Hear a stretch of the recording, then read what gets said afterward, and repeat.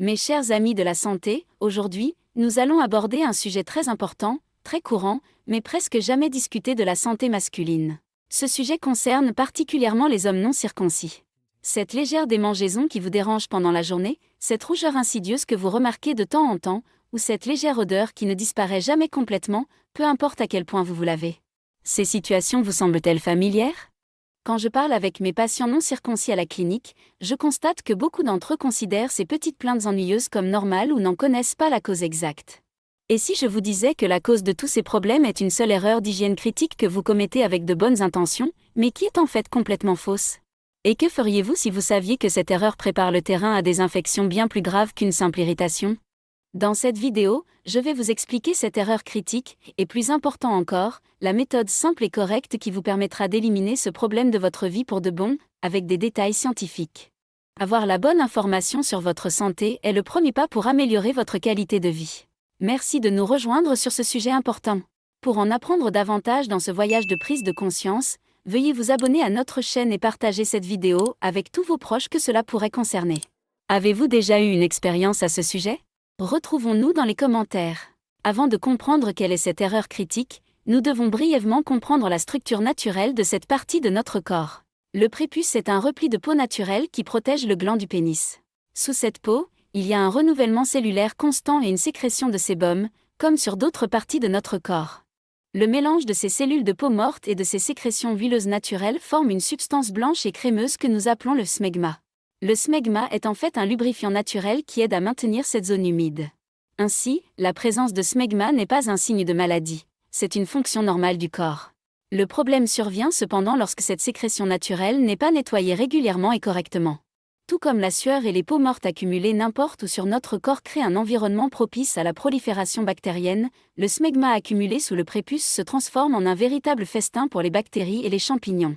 Cette situation perturbe l'équilibre délicat du pH de cette région et nous rend vulnérables aux problèmes courants et douloureux dont nous parlerons dans la partie suivante. Alors, quel est le premier et le plus courant des problèmes qui surviennent lorsque cette erreur d'hygiène critique est commise et que l'accumulation de smegma entraîne une prolifération bactérienne ?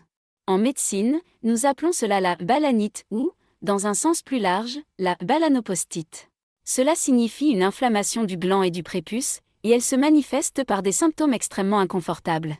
Parmi les symptômes les plus courants, on trouve une rougeur, un gonflement, une sensation de brûlure et une sensibilité au niveau du gland et du prépuce. Parfois, cette condition est accompagnée d'un écoulement malodorant et de fortes démangeaisons. Une sensation de brûlure en urinant est également un autre symptôme courant de cette inflammation. Lorsque des patients viennent à ma clinique avec ces plaintes, je constate souvent que la cause sous-jacente est un simple manque ou une erreur d'hygiène. La balanite peut généralement être traitée avec de simples crèmes antibactériennes ou antifongiques. Cependant, le plus important est d'empêcher que ce problème ne se reproduise.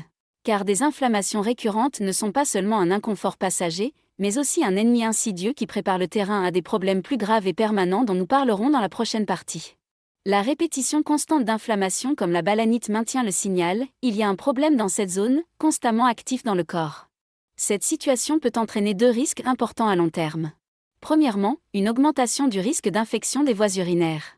Les bactéries nocives qui prolifèrent sous le prépuce peuvent s'infiltrer par l'urètre, atteindre la vessie et y provoquer une infection. Cette condition se manifeste par des symptômes tels que des mictions fréquentes et douloureuses, et la présence de sang dans l'urine, et nécessite un traitement antibiotique. Le deuxième risque, plus insidieux, est le développement d'un phimosis. Le phimosis est un rétrécissement du prépuce qui l'empêche de se rétracter en arrière du gland. Les inflammations récurrentes laissent de minuscules cicatrices sur le tissu délicat de la peau. À mesure que ces tissus cicatriciels s'accumulent, la peau perd de son élasticité, avec le temps, l'ouverture se rétrécit. Cette condition rend non seulement l'hygiène impossible, mais peut aussi provoquer de vives douleurs lors de l'érection et affecter négativement la vie sexuelle. Dans les cas avancés de phimosis, la seule solution peut être une intervention chirurgicale, c'est-à-dire la circoncision. Comme vous pouvez le voir, une simple erreur d'hygiène peut, avec le temps, se transformer en un problème nécessitant une opération. J'espère que vous réalisez à quel point ces informations sont cruciales pour protéger votre santé. S'il vous plaît, abonnez-vous à notre chaîne pour accroître cette prise de conscience et partagez cette vidéo avec vos proches.